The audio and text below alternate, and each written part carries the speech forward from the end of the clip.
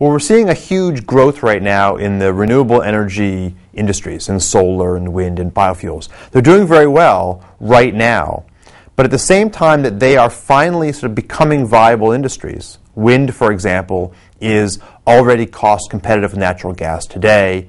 And in some parts of the world, notably in Denmark and in Germany, wind is by far the fastest growing sector of the energy economy. So it is becoming a real player. But at the same time, the global demand for energy is going up dramatically. And India and China and some other developing parts of the world are seeing their energy use climbing by 6, 8, 10% per year. That's vastly faster than it's growing in the United States and Europe. And so even though the renewable energy sectors are growing, so is the fossil fuel part of the equation. And nature doesn't care how quickly the solar energy industry is growing. It cares, are we reducing the overall amount of greenhouses put into the atmosphere? And so far, we're not doing that.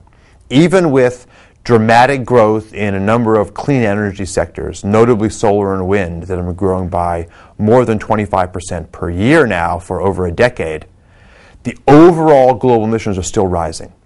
So only at the point when renewable energy begins to actually beat down the growth in fossil fuels and turn it around, are we going to see a point where renewables become environmentally significant.